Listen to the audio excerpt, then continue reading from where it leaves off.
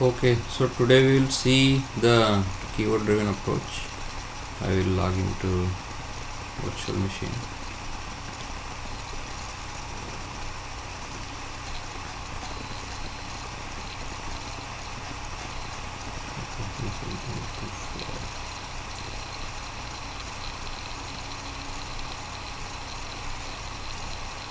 So in VB scripting we have already learned how to declare variables and what are the basics of programming language in terms of VB scripting, that is input output, conditional structures, if condition, else condition, else if condition, and loops, for loop, while loop, do while loop, and the examples of them, and the report event, the functions.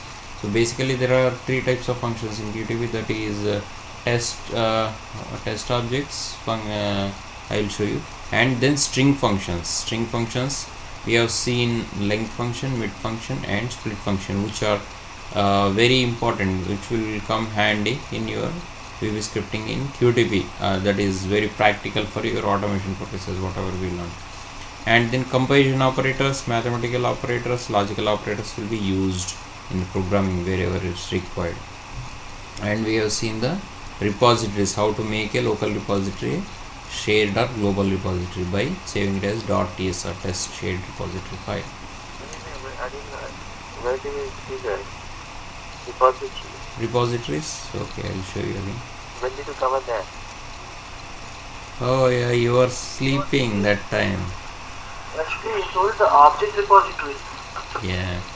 Yeah, shared repository. Okay, I'll show you anyway. For example, I'll show you how to add the objects to the object repository. So, I'm trying to open the object repository right now.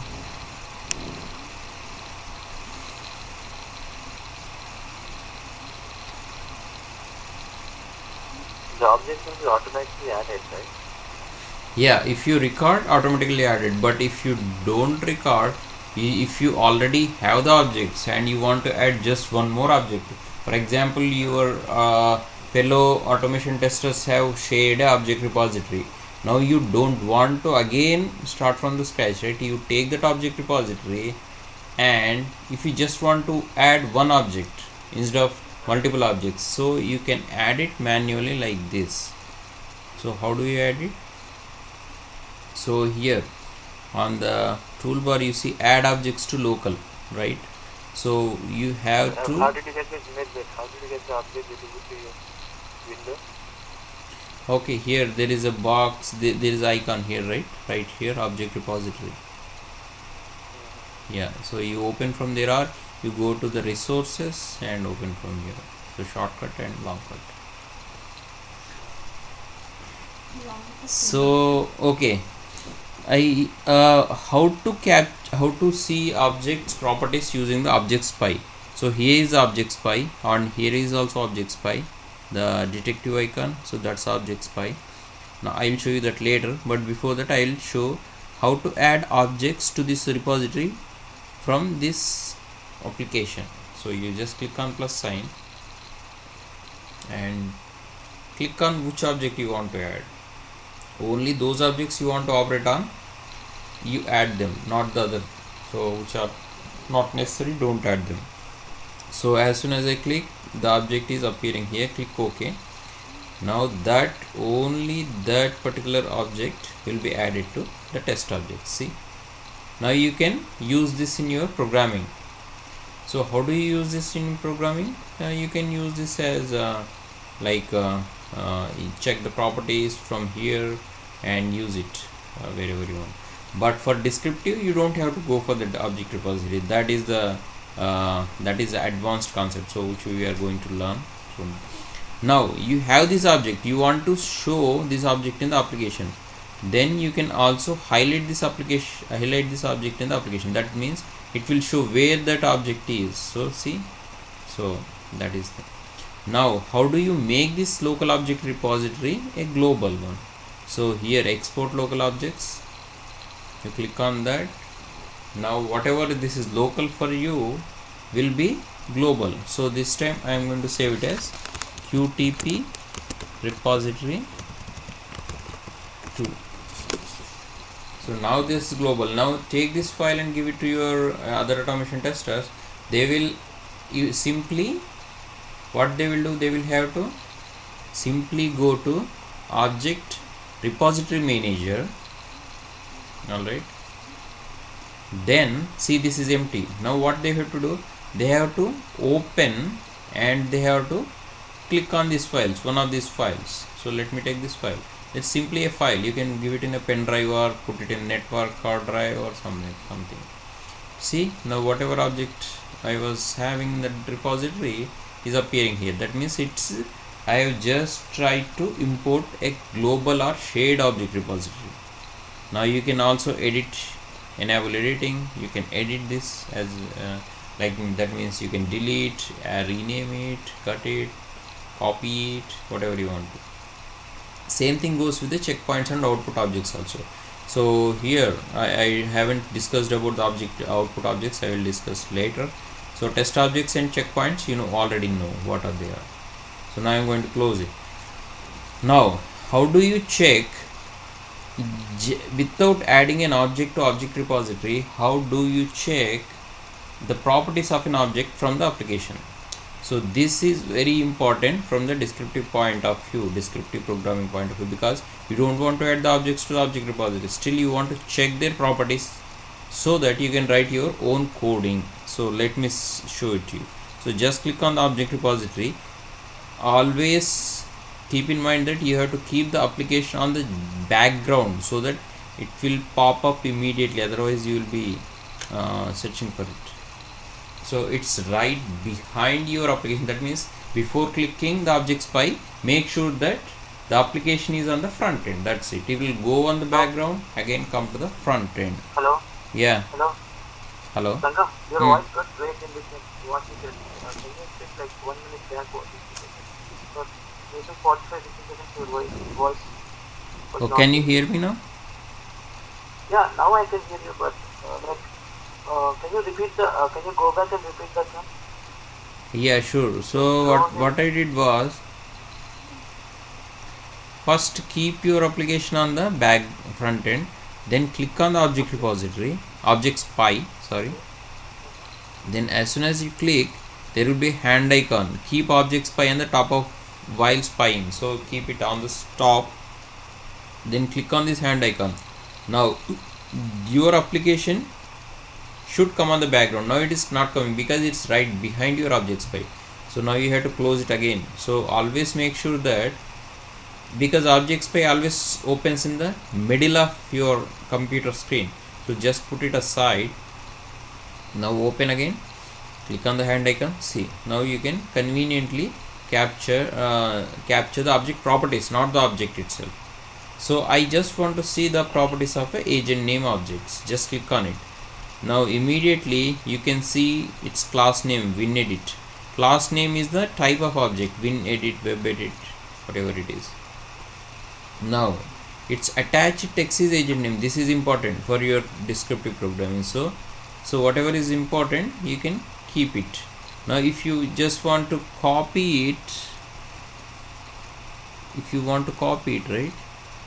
So you cannot copy it, it seems, but you have to note it somewhere in the notepad, so that you can easily put it.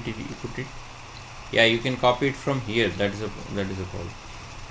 So this one, you click on it and copy it. Again you click on the value. This is the property name, this is the property value. Okay, now you copy it and store it somewhere.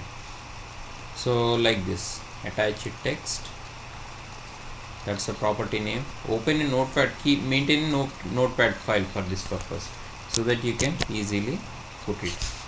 Now attach it text is the property name, and agent name colon, you must copy. You cannot type because you might miss some special characters or case sensitivity.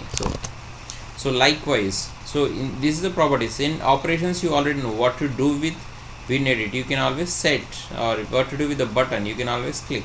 So you don't have to refer to operations, so you just do it here.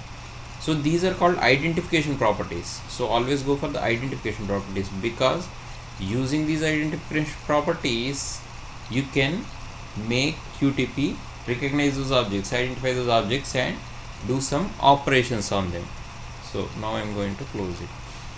Okay, now I was also discussing about There are like sorry, sometimes there is native objects also, right? native objects are not important, only the identification is important, because that's how it will identify your objects with the properties. So what it will do is, when you actually write your coding or store the objects in the repository and leave it, recording is done, then save it and you run it, right? When you run it, what happens, it will go to the object repository, or it will go to your descriptive programming line and capture these properties. These properties are called the record time properties, and when it opens the application, it will also capture those properties. Those are called runtime object properties.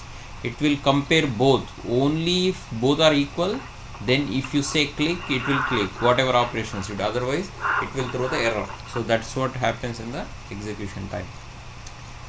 So okay, so I was also telling you about the step generator, right, which is the important concept. So you don't have to memorize anything. So there are three types of step functions, utility of functions, utility objects. So functions will contain built-in functions and all those. For example, these. Only two objects, right? Yeah, there are no test objects, because the object repository is null right now, right? At least there must be one object. So there will be one more option called test objects. So those, yeah, that will only come into picture when you actually record at least you have one object in your repository. So since if you are dealing with the descriptive programming, then it won't come, because there is no need for test objects. That means test object repository is totally null. So basically, if we are following the hybrid approach, that means combination of record and playback, combination of descriptive programming, combination of keyword driven, combination of data driven. So it's then, in which case you will see that particular option also. So utility objects will contain these reporter.report event and all those. So you can just select reporter.report event from here, and system util.run for launching applications from here, and many more, data table, so many more. And functions, built-in functions normally will contain all these, like string functions and different mathematical functions, conversion functions, different functions. So you can just, by looking at the name, you will be able to see. So just play around with them. We are not going to see all of those functions which may not be used more than 5%. So whatever are used very frequently, we are going to look at them.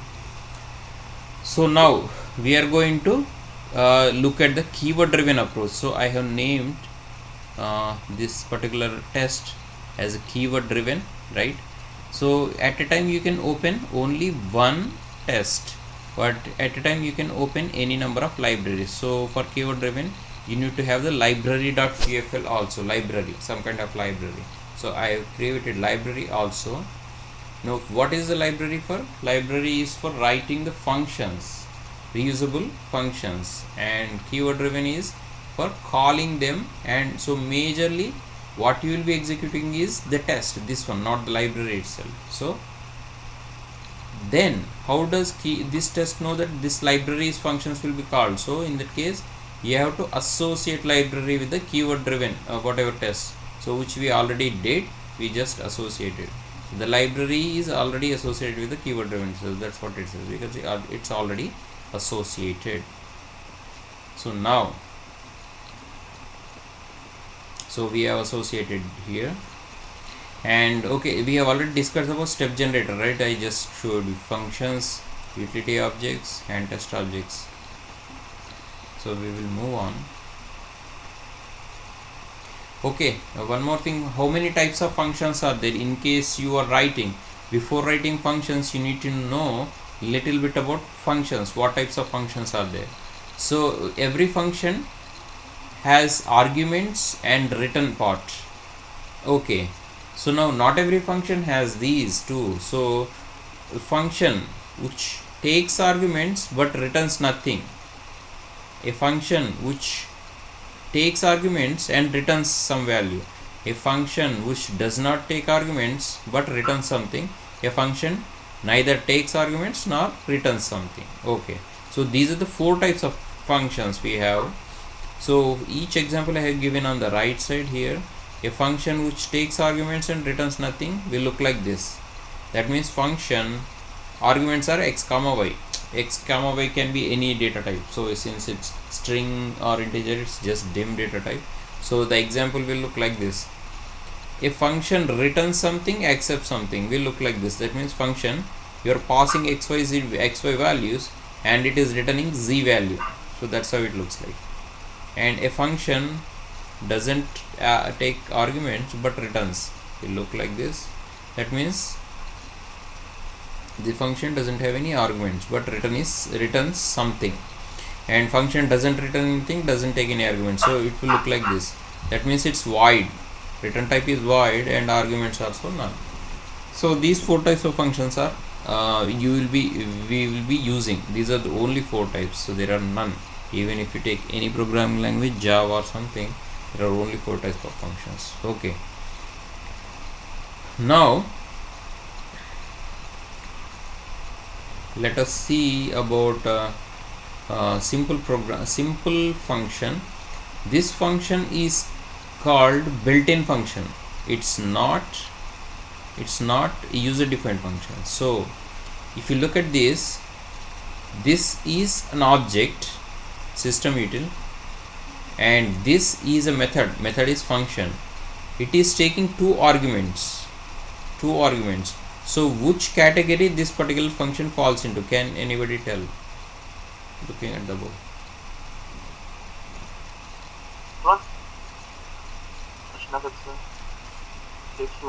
I have told you the four types of functions, right? What is this function in these four types?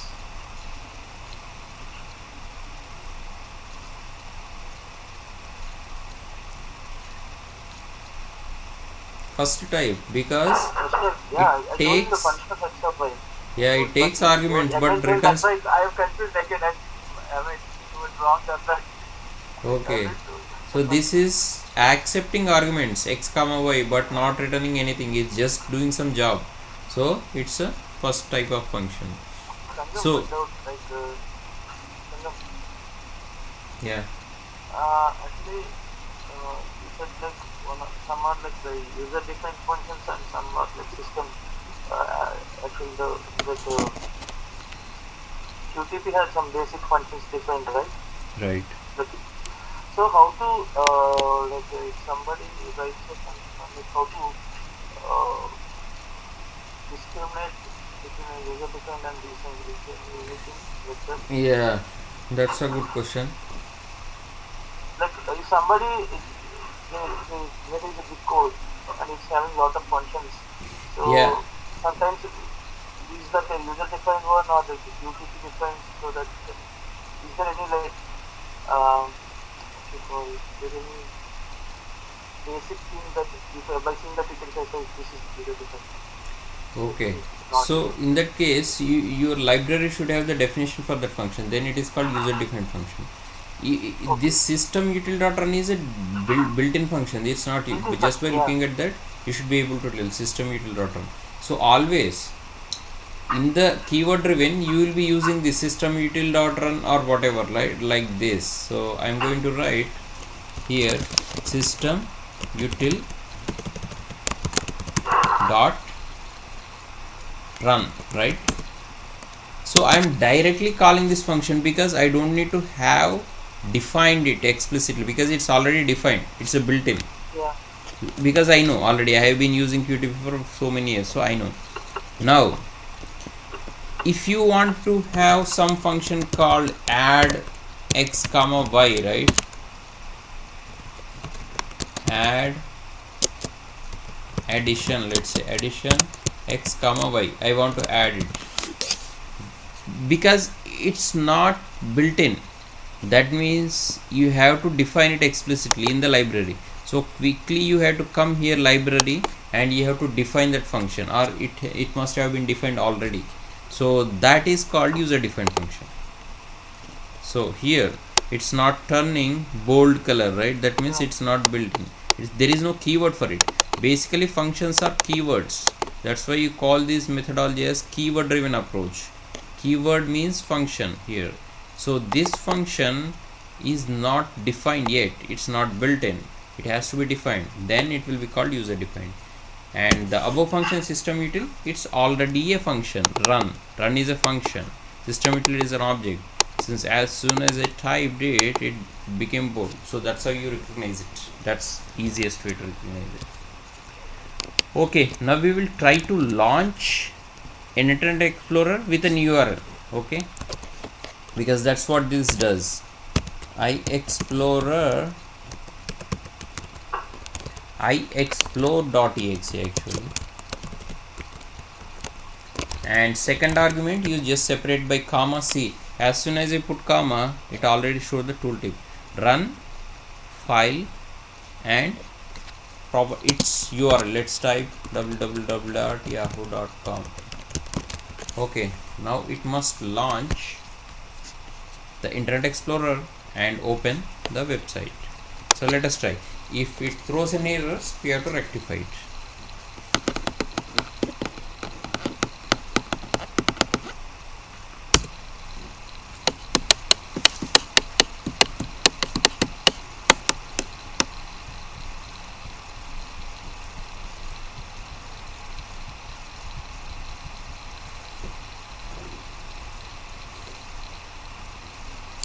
So now I am waiting for the execution. It is executing, running. So on the top bottom right corner you see it's running, right? So let's see if it opens an Internet Explorer.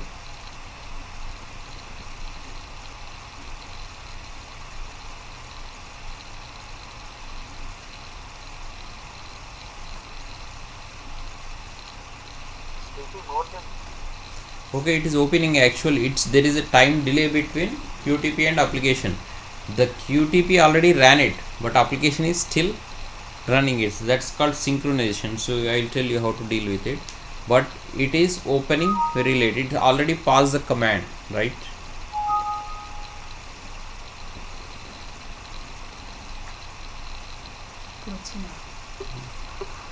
Okay, so let it complete, because Internet Explorer is always slow. Everybody knows that.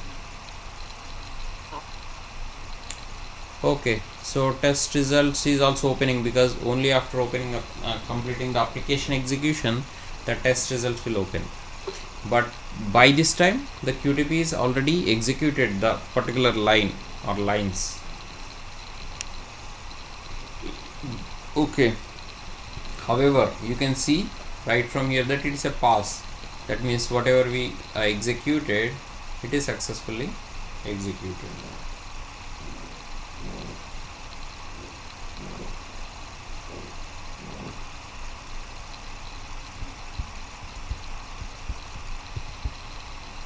Okay, let us wait. We can wait or we can kill if you want, because the application is slow. That's not QTP's problem.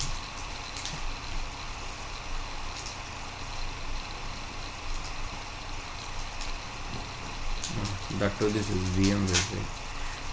Okay, now that's passed. Now the only thing that is waiting on is the application. See, system util dot run explorer. Now it is opening. See, it's a little bit late. Now we will see the same example in Firefox and Chrome, if we have those browsers. I don't know if we have those. Anyway, it will open in a few seconds. So meanwhile I'll check if we have browsers.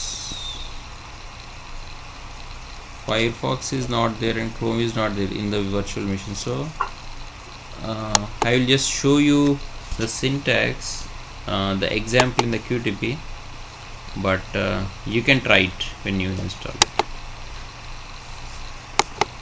Okay, so simply what you do is instead of iexplore.exe you put firefox.exe, and for Chrome, chrome.exe. It will do the same but in this case it will launch those browsers. So simply you put Firefox here, it will open the Firefox in that case, and you put Chrome here, it will open Chrome. That's simple. Okay, now moving on.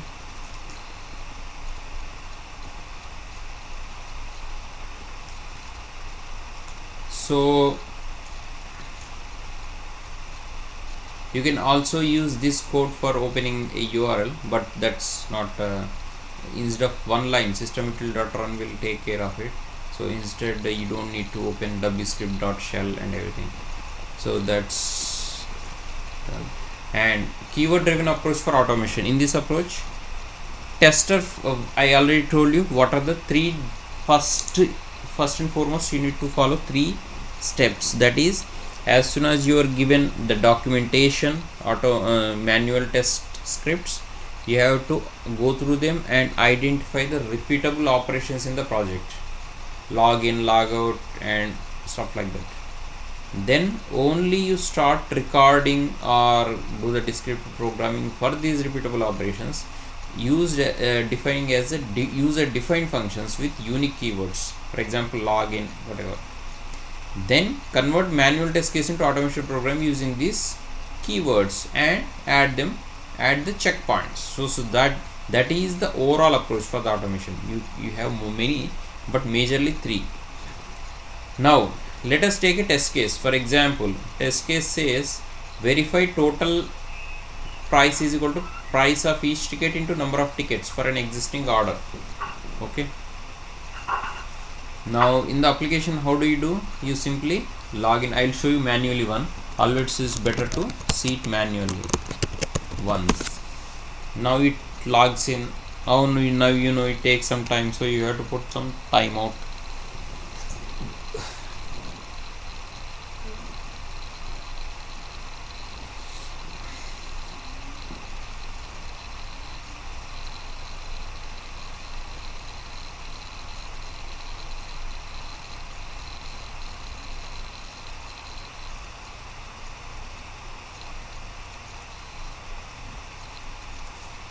So what I'm trying to do is, here the test case says verify the total for an existing order. So basically I have to open an existing order, open by order number or customer name. So I'm going to open the order number 1, and here the total is equal to price into number of tickets. I have to check this here. Since it's only one ticket, both are same. If it is 2 tickets, then it will be little difficult. So let me update this order, enter 2 and update this order, and watch what happens. So automatically it multiplied by 2. So basically you have to verify this simple. That's what the test case is about. Okay, so total is equal to price into number of tickets, simple thing. So we will do this. Let me close this. So first of all, I have to launch the application. That is my first and foremost, right? Launching the application. Alright. So then do this blah blah blah blah thing. But okay, let us try to do this simply without using keywords, that means functions. Then later we will convert this into functions, that means login separately and update order separately and everything. So just for say, so that you can understand, I will simply do this in the keyword driven approach itself. So now system util.run will launch the application, right? So what is the application's path? Application's path is this thing. So since it's just Windows application, you don't need to pass 2 arguments. Okay, I have to copy this.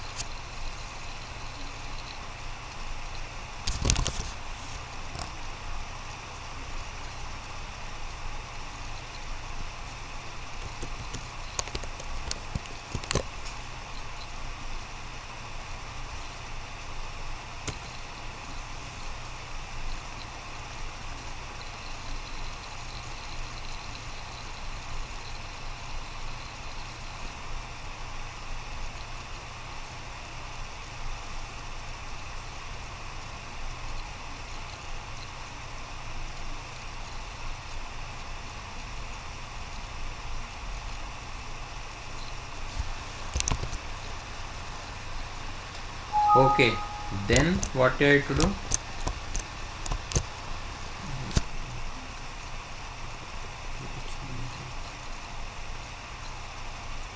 Okay, so then it will launch the application. So it's always suggested that you write one line and execute it, so that you can check if it each line is working as expected or not. Okay, now every time it asks the way to store the results, say okay. So then you have to write again message box, right? Yes, Sana? Yeah. You have to write the message box, right? No, message box is not required. That is only for your understanding. So the path is wrong here. Message, why do you need to write message box every time? Think logically. You what we are trying to do is we are trying to launch the application. Why do you need message box? Right? Okay, now the path should be correct. So always take the path right. Only in the Windows application you need to take the path. Otherwise, like I told you before, it's a web application. You use the other syntax. Okay, so this time I'm taking the right path. There are two double quotes, remove them. Already there were double quotes. Now try to execute this. Okay, you want to see after this is done, message box. Okay, application is open, something like this. But this doesn't serve any purpose in the actual automation. If you want to do this, you have to do that reporter.report, so that test results show that okay, this is successfully opened. That will be more useful, right? Reporter.report event. Yeah, you can say pass 0, comma step 1. Okay, then you say successfully this goes successfully launch the application. That's it. So this will be useful. However, I'll show you both, don't worry. So now let me run it.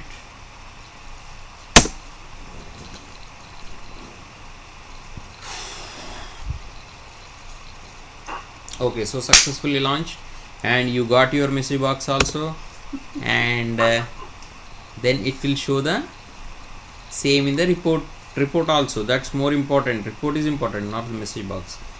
So message box is only for your purpose, not for the other purpose. See here, this is important. When you export this report, your test manager will see this one, not the message box. Okay, so step 1 successfully launched the application. I'm just kidding, don't worry. Passed. Okay, so however, it showed 2 passes. Why 2 passes? Can anybody tell why 2 passes? Because it system util. Yeah, this is also pass, system util and run, because you are using a user built-in function. Then for a built-in function usage, it will show each step as a pass, just like you when you use checkpoints, it will say pass. So that is the beauty of it. However, if you are using your user defined functions, not the built-in function, then you have to explicitly say pass. Otherwise, like this is what my built-in function is, right? This is a built-in reporter.report event. I said pass. So for every built-in function, you have to say reporter.report event, pass or fail. If condition, if this is so and so, pass, else fail. So you have to explicitly say everything. Otherwise, QTP won't report it. So now you understood. Now what I'm going to do is I'm going to remove this, but keep the reporter.report event. So after launching the application, we will go back to the test case. Alright, test case is here. What the test case is, you have this one liner here, but in your manual test case you have steps. Step number 1, open the application. Step number 2, log in, blah blah blah. Step number 3, then verify. So it will be third step or something in your manual test. So you have to follow the same thing. So but we will imagine the manual test case here, because we are not discussing the manual testing concepts here. So then obviously to reach this, you have to log in first, right? Log in. You are following me, right? Hello, Soma? Yes.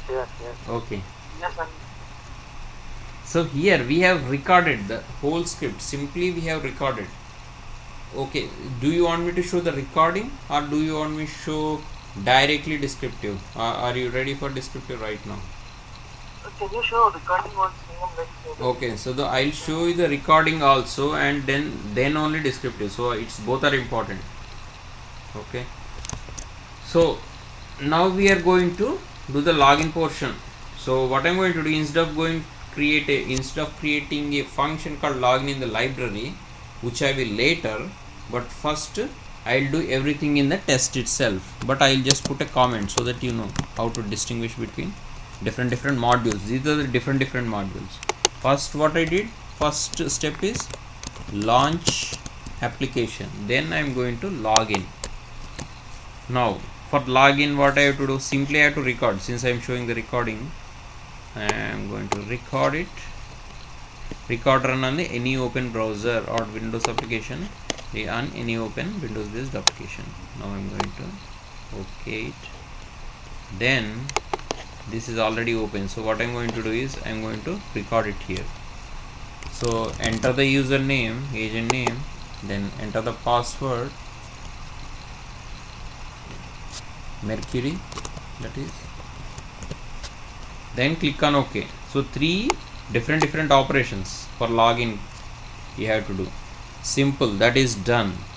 Now it is taking some time, so always make sure that you deal with programmatically, you deal differently. I will show you in descriptively, but you have to increase the timeout period in the settings. I already showed you how to do that. So this is taking 20 seconds, 30 seconds. Okay, now this is open, right? The login portion is over. So now we are going to open an order, open existing order. That's what we are going to do, right? So for that, what you have to do, you have to open an order manually. So you go to file, open order, check the order number, enter 1 or 2, whatever, click on OK. So as soon as I'm doing, it is generating the lines on the background, if you see. Then what you have to do, you have to capture these 3 values and calculate them and validate them. So that means you have to put checkpoints on these, right? So that is the later thing. Now what I'm going to do is I'm going to stop the recording down now, just for now, but I'll come back later. So here in the open existing order, whatever I did was activated it, which is not necessary, then opened file open order, then I clicked the checkbox order number and then entered 1 and then clicked on OK. See, it's doing the same thing. It's similar to descriptive.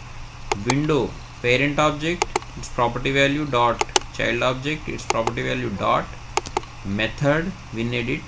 Method is having arguments here, dot set, sorry, this is object, this is a descendant object and its property value, then methods argument. It's the same syntax, I have already told you. Then you click on OK. Everything, it's the same thing. Now we will go back to our test case and see if we are missing. Now we have to actually validate this one. The order number is opened, right?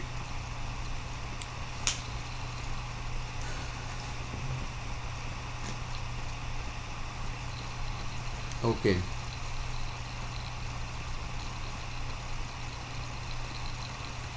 Now how to capture that particular value? We have a method called get visible text. So using this, how do you know? You should know this. Get visible text always capture the text from any application. That's important. Or get order property text also does the same thing. So let us use both. So here window flight reservation we need it, right? So now what I'm going to do is I'm going to validate this. That means next comes the validation, whatever test case is. Now I'm going to insert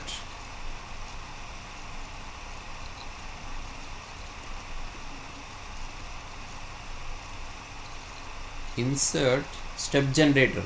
Okay, now you are going to insert step generator because you want to do something with the test objects. See, now I will show you the example of test objects, but before that, okay, test objects. Now before that, we must have those objects in the object repository. Now what objects I want to operate on? Tickets, total number of price, and the price. These three are important because my test case is for validating the same thing here, right? My test case says validate total is equal to price in number of tickets. So those three, in order to validate that, first of all I have to capture those. First, in order to capture those, I must have them in the object repository because I haven't operated on them yet. They won't be in the object repository. I will show you, but we can add them manually. I will show you how to add them. Now I am opening the object repository.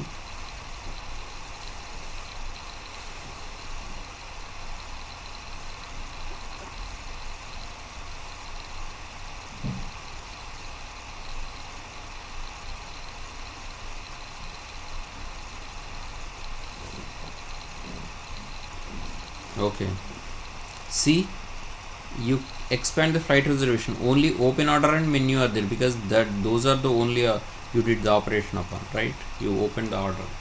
Now how do we add these objects? You simply click on plus sign here. You want to add them to the flight reservation, not the login. So always make sure that you have them on the background, so this is not coming. Do it one more time on the background, keep it aside. Now click on plus sign here. It's again going back. Okay. Cancel. Put it like this and click on plus sign. Okay, there you go. Now first I will capture the number of tickets here. Click on it. There you go. Tickets is coming. Click on OK. Now it is added. Now click on flight reservation because it belongs to flight reservation. Every time you have to click on it. Plus sign. Then click on price. That's captured. Then click on flight reservation. Plus sign again. Now it's gone. So now again. Keep trying until it comes, because only thing is the PDF is on the background, so make sure that you have to keep only this application on the background. So now click on total. Now only 3 objects are required, that's it. Now you can close, it's already saved. Close it. Okay, now we want to do validation. So before doing the validation, we have to capture the values of those. So for that you use the step generator. What are the in step generator? You use the test objects. Test object. What test object you want to use? You have to show it. First you want to capture the price. You already have it, so don't worry. If you don't have it, if you haven't added the object repository, you can always take it from here, the hand icon. So you can also do it from here, but it's good practice to keep them in the repository already. Now the operation we want to use it on is what kind of operation? You want to get visible text or get our property text. So get visible text is also good, because whatever is visible on the application, you are capturing the text. If it is not visible, then you must go for get our property. Sometimes get visible text may not work. In that case, get RO property, get runtime object property always works. But this time we will use the get visible text. Now return value. That what is the return value? Return value is your variable. In which variable you want to store the price. So let me call it price. Now the code is already generated and you want to insert another step. So insert. On the background it is inserted. I will show you later. Before that I will also capture other 2 tickets. Okay. Now what you want to do? Get visible text. Now return value is tickets. You can put whatever you want. Now you want to insert another step, so keep it checked. Insert. Now it is inserted on the background. See, the code is generated for you. This is still recording in playback, but in record descriptive, it's a little bit different, I'll show you later.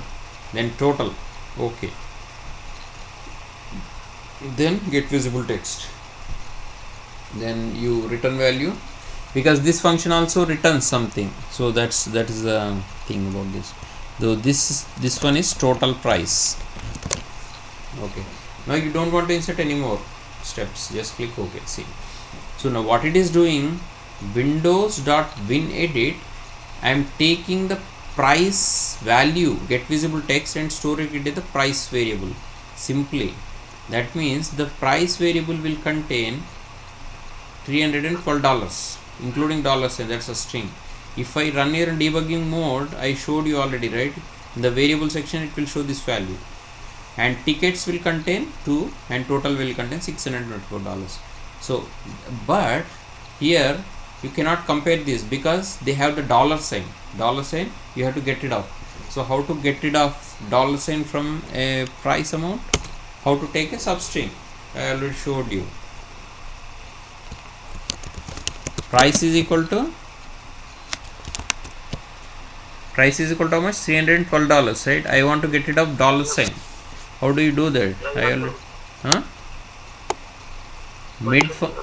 mid function. Yeah, so that is useful here.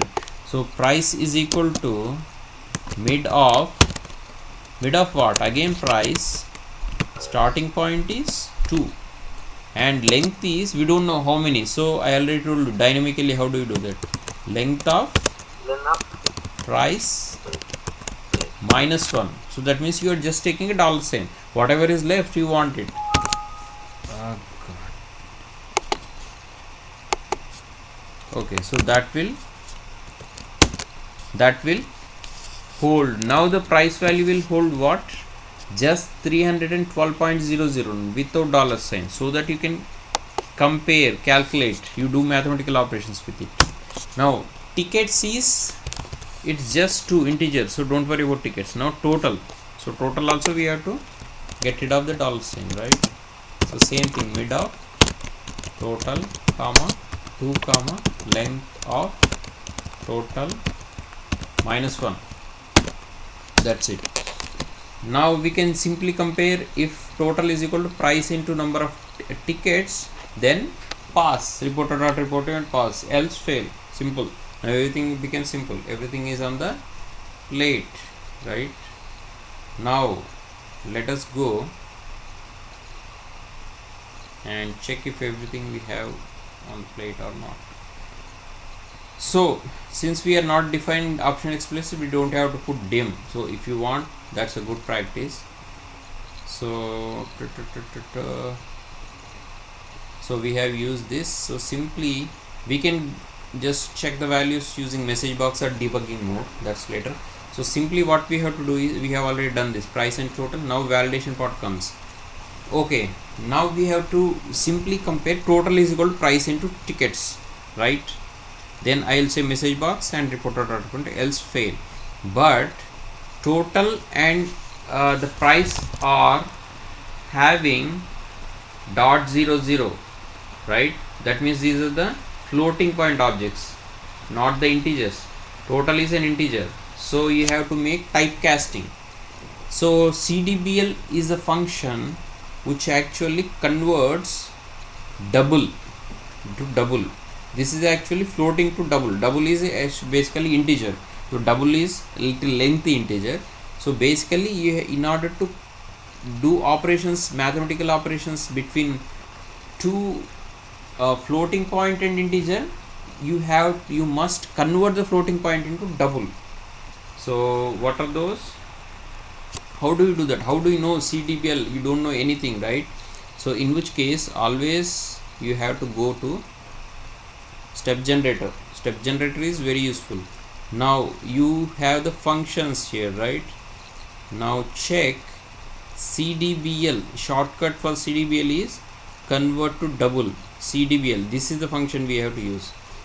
So since I already know it, I don't have to go to the step generator. Now simple, what I am going to do is, again I am going to convert price is equal to CDBL of price. Now it is an integer or double per se. Total is equal to CDBL of total. You are following, right? This one, everything is logical here, everything you are explaining logically. Now you compare if condition. If now tell me the condition. How do you write the condition? What is it? You have to compare total is equal to price into number of tickets. Now what I have to write in the if condition? If total is equal to, yeah, tell me, total is equal to price into tickets, that's it. Then reporter dot report event, you call it a pass, right? Let's call it a step 1, and yeah, validation successful, or you can actually say price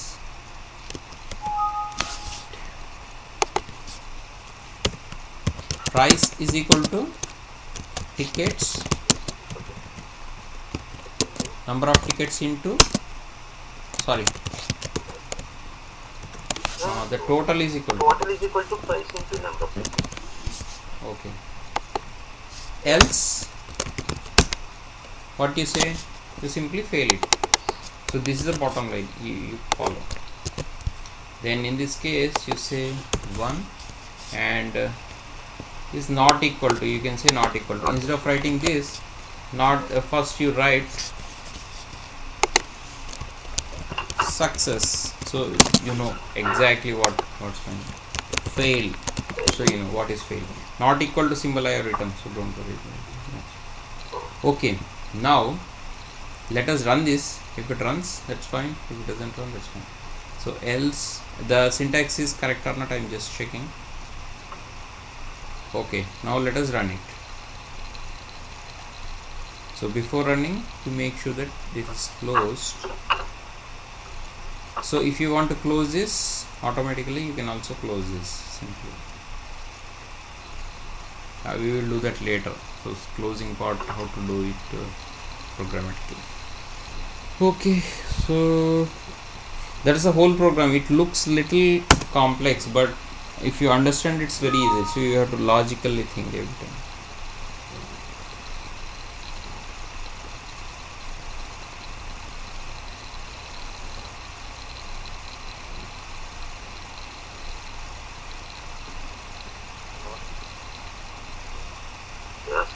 Yeah, it's okay.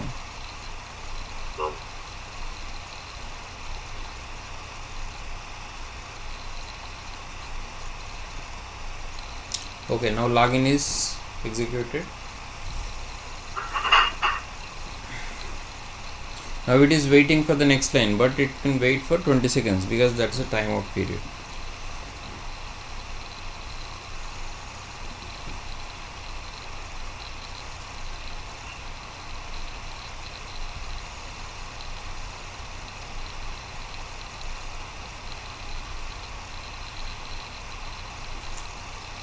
Okay, it may be taking longer than expected and show the error.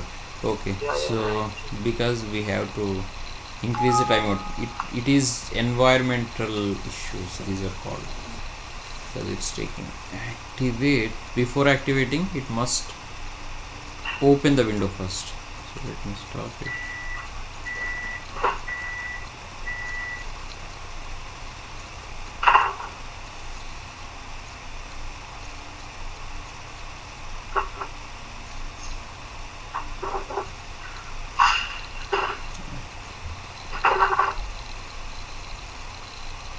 Okay, so how do you deal with it?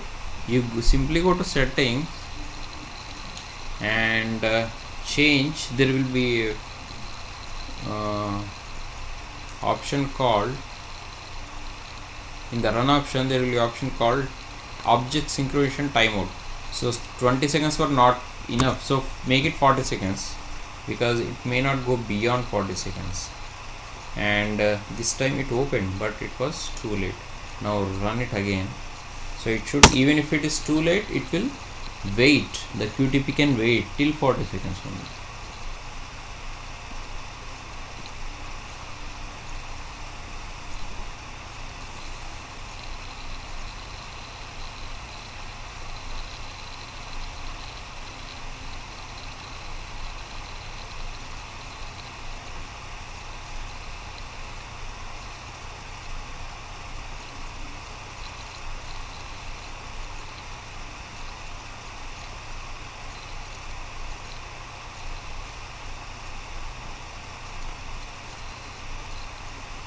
Okay, so the execution is completed and it is successful too.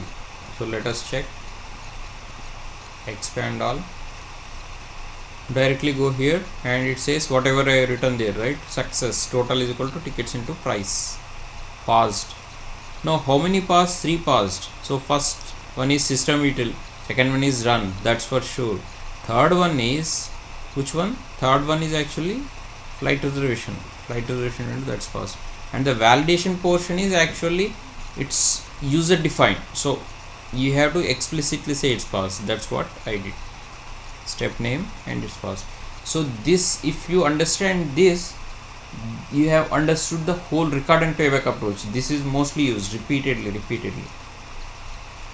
This is a complex example, but if you have understood this, you have understood the whole record and playback approach with everything. Program, little bit of programming. It's not descriptive yet, but most of the topics in VB scripting and QTP record and playback are covered. Any doubts in this?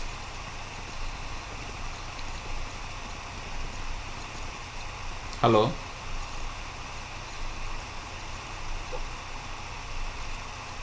No doubts?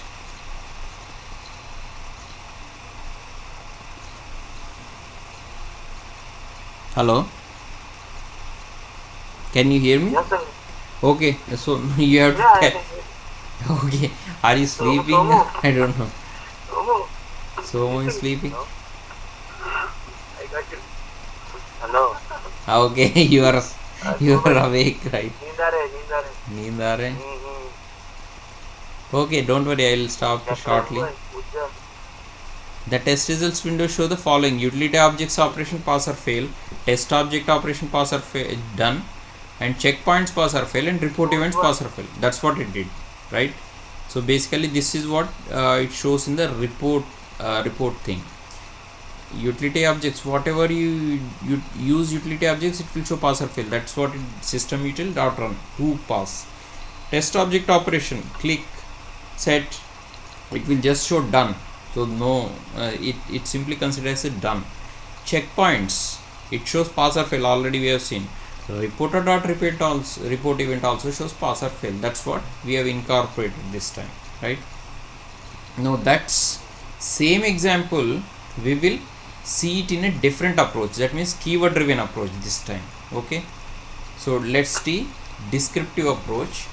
So what I am going to divide these operations into is 4 modules: login, create order, update order, and logout. But for this simple example, I will show you in the same descriptive manner. Okay, first of all, the descriptive text looks like this. The simple syntax, if you follow this syntax, every time it will be repeatedly used. Okay, now I am going to paste it in my QTP window. Now this is the variable I am storing some value is equal to. Okay, now window is the parent object, right? Every parent object has some property and its value. Okay, I have already showed you in the beginning of this class how to capture the property name and value using the object spy, this one, right? Okay. So this is the property name you have already captured. Object attached text is the property name. Colon is equal to is the special assignment operator for objects only. So you have to use colon equal to. Then property value is flight reservation, whatever it is. For agent name it was agent name colon. So flight reservation. Then quotes close dot. Its child object. Same thing. Property name colon is equal to property value. And if it has more than one property, if you want to mention, in case there are two objects with the same property, then you can also mention second property name and second property value. And then getter property will capture the value, text properties value, and store it in your variable called tick2. So that's what it does. Same thing, you can also put click here or whatever you want. The method will replace whole of this thing. So that's, we will see. Yeah, kind of in this program, can you go down? Yeah, go ahead. Can you go down to the 42nd line? 42nd line. The 47. So this is the code for the descriptive programming, right? Yeah, this is the code for descriptive. That means if you are writing this, you don't have to capture any objects in the object repository. Object repository can be null. Actually, my doubt is like here in window attached that you are like you are uploading any document or like that. No, we are Code says, okay. So don't worry about this. Okay, WinEdit, right? WinEdit No. normally takes set method, and I want to set something like Sangam. Okay, now you don't worry about these variables and everything. Simply, how does it look like? I'll compare both of these side by side. Now here you have something here, right? Set. I'll just put some space over here. Now this is your recorded code line. This is your descriptive code line. Okay, I'll compare. Window, right? This is the parent object. yeah, In the recorded version, it doesn't mention the property name. It directly mentions the property value. In your, because it will have the object in the object repository, that is the difference. But in your descriptive, you have to mention the property name and its value. For example, color is equal to red. A pen has a red color, right? Color is the property name and red is the property value. In the recording approach, it will directly mention red, not the color. You have to figure out. It will figure out by looking at the object repository. But in your descriptive, you have to explicitly say color colon is equal to red. You understand now? Now it's child Yeah. object. Child object. So say- here in descriptive programming, we have to Yeah, in descriptive programming, you have to mention everything explicitly. Child object and its property name, value, everything repeatedly until you mention the method and its arguments.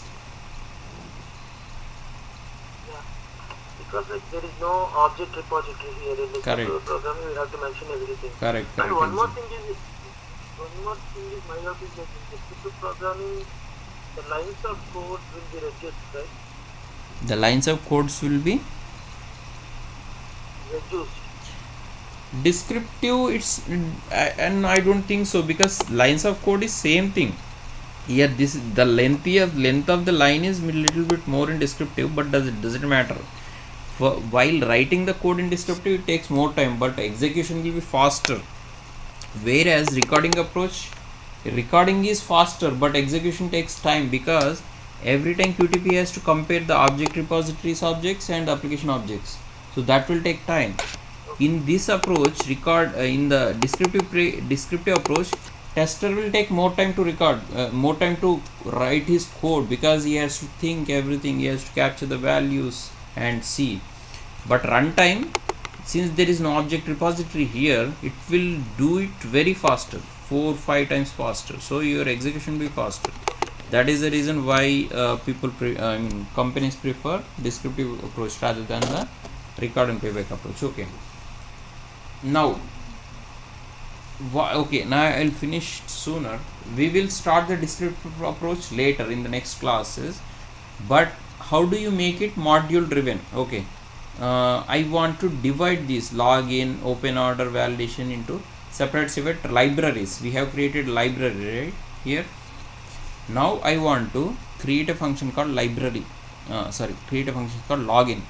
Now there is a, in the insert there is a option called function define generator. If you don't know how to create a function, click on this function define generator. Now it will say what type of, it will ask couple of questions. Name of the function, it says, let's say login. Okay, this will be useful for you. Is it a subroutine or function? There is a difference, so always go for function. Is it a public or private? Public can be accessed from anywhere, private can be accessed only within that, so always make it as a public function. Okay, now you just have to click on OK here. If you want to insert another function, you can come back later. It will just insert this code so that you don't have to worry about this code. Now here, this is where your definition of the function goes. This is where it defines everything. So what I have to do, simply I have to go here,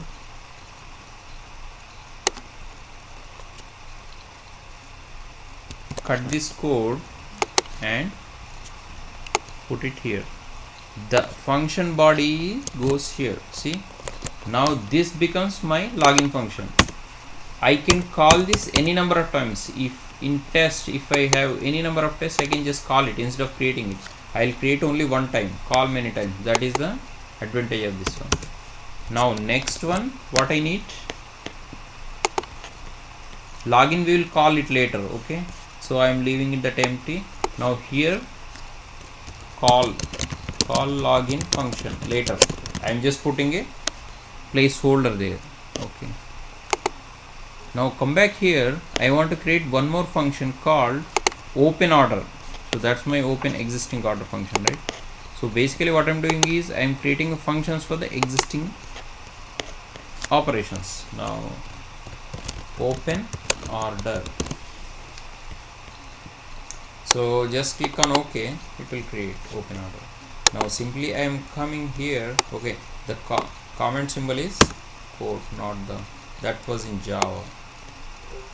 So simply cut paste the code, whatever code you want to open order. So this is the code I want to for the open order, right? Just you cut it and paste it in here.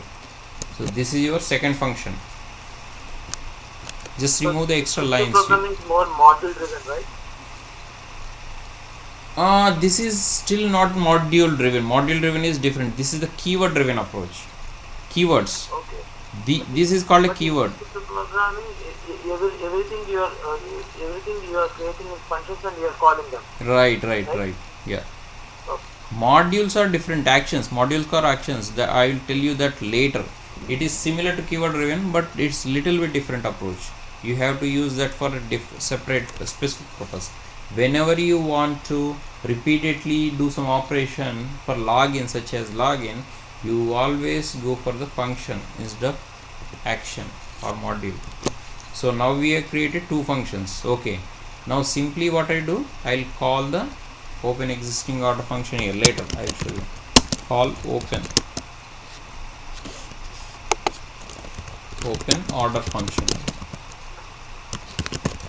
Now validation portion you don't need to do every time, right? So it not necessarily be created as a function. So you put that validation part in the testing only, because it's a test case specific, right? This validation is only for this test case, whereas login and logout and for open order are can be used in any test cases, because every test case says login, open order, do something, right? You understand what I'm saying? So for validation you don't need to create a function. That's what I'm saying, because this is only for this particular test case. This is your test case. Keyword driven is your test case. Library is for all test cases. That's the difference. Okay, now what we have to do, we have to call this function from the library. How do we call it? What is your function? Login, right? So I want to call the login function. So simply you put login. Will it work? Because it has to turn bold. Okay, let us see the syntax.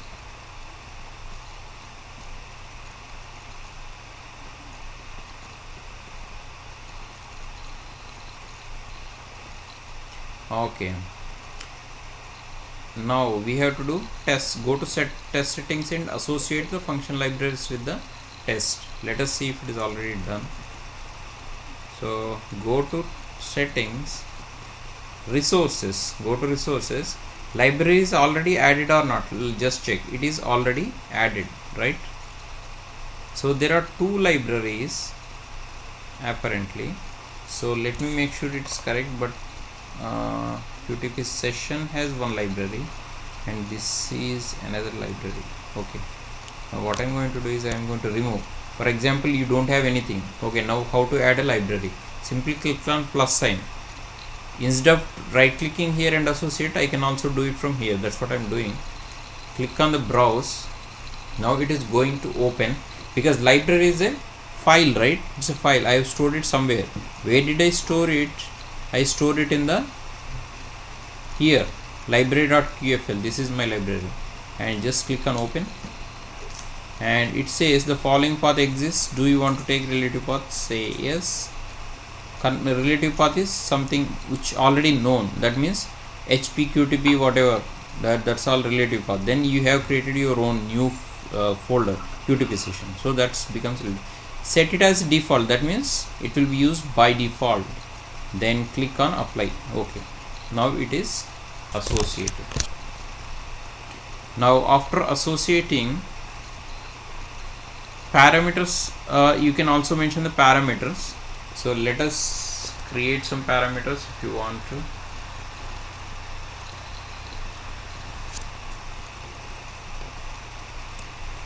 Okay, so here we have to do little bit of programming, not much. I will show you how to do that. Okay,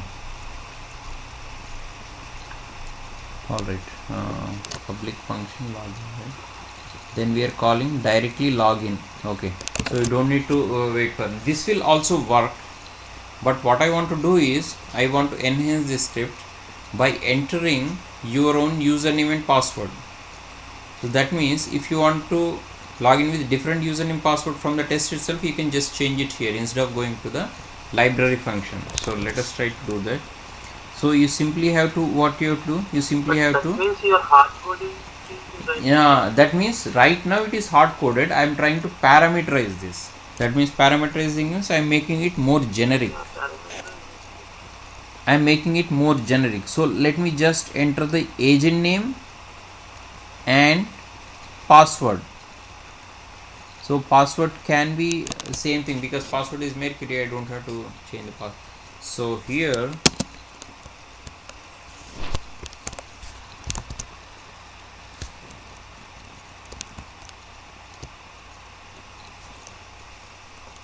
okay, end function is coming again, so you simply delete that. So simply here Sangam is there, right? Now I want to enter a variable agent name. That's my agent name. Now I have to make this function as a argument taken. It should take an argument, that is agent name. Whatever you type here, you have to type here. So when I call here, right, I have to see, as soon as I typed space, it's showing you have to enter agent name. Now while calling the function, I'll enter whatever I want to. Here for example, I can enter what? Somo. I can enter, instead of Sangam I can enter Somo, or whatever I can enter. So this is how you call it here. Now the calling portion is over. Okay, now open existing order also we want to call. So here, come here, open order. So type the exact name including case sensitive. Open order, O capital. So O capital. Okay, since it is not taking any argument, that's fine, but you can also parameterize this. How do you parameterize this?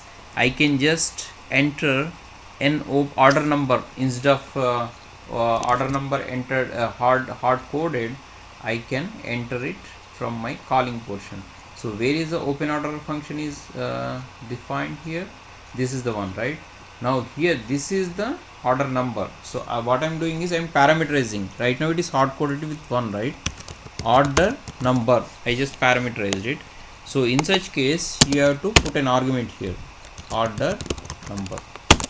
Now don't worry, this is coming extra, so delete it. Now go back and put a space. Now it is asking order number. Now you can enter 1 2 3 4 whatever. Okay, now that is done. Validation is done here, right here. Okay, now everything is done. Let us run it again and close the session, today's session here. Okay, now what is the difference between now and before? I have put a library this time. Library, error in library file, your library function may not be able. Do you want to continue running the test? Okay, let us see. So it says library end function expected, line 1 description. Okay, let us go back and see where is the end function missing in the library. Okay, there you go, because it's coming extra, right? That syntactically it is wrong, because if you just enter here, it is creating its own end function line. Always public function, function name, the arguments and your code, and then function. This is the whole one function. Now second function, public function, function name, arguments, your code goes here, then in function second. Now syntactically this is right. Save it and run the test, not the library. Library won't run because there is no running command in the library. There is only running command in the your test. Now it is doing the same thing. This time it entered SOMO because I am passing SOMO as an argument, agent name, not Sangam. Here there is more possibility of and doing it as data driven in this parameterization only, not the other way around. Okay, now it is doing validation. See on the left side it is doing validation and test is done. It is going to open the test result. This time also it's same thing, pass 3 times. So no difference, only this time we have made it more keyword driven. These are called keyword driven approach. We have created functions. Now the advantage of this is you can call these functions anywhere, any number of times, and pass any value. You can log in with any value, so that is more generic. So okay, any questions? Today's session I am going to stop here. If you have any questions. So instead of record and play, we are doing this one descriptive approach. What is that, Somo? Instead of record and play, we tried different method called descriptive approach today, right? No, we haven't started descriptive. Descriptive I showed you only the syntax. Remember, this is still recorded approach only. These are all recorded. Remember, this is all recorded code. But what I did is I created functions for these in the library and call the functions in the actual test. I just called it login SOMO, open order 1. I am just calling. So this is called keyword driven approach, but in record and playback only. We will see tomorrow descriptive approach for the same example. That means we will erase our code, recorded code, and write our own code and delete the whole object repository and run it. That will be called descriptive approach, totally descriptive. Now if you, unless and until you understand today's session, you won't understand the descriptive. So do you have any questions in this?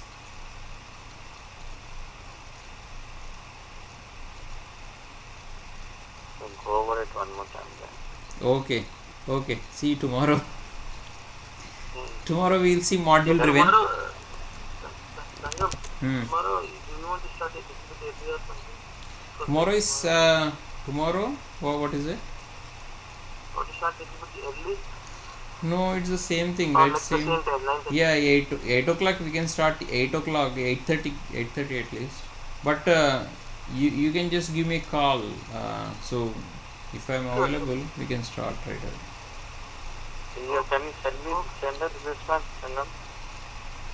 Yeah, I'll send you this Sangam, can you today. send the notes, Sangam, so it will help, like, go through the code. Yeah, I'll send till first class, from first class to today's class. I'll send you the notes. I'll try to upload the links to YouTube, but I haven't got the chance. So as soon as I upload them, I'll also send you those links. But I will send you the notes till this class, so you can refer this. Okay, sir. Okay. Okay. So Take that to you. Thank you. So okay. guys getting sleep. Good night. Okay. Okay.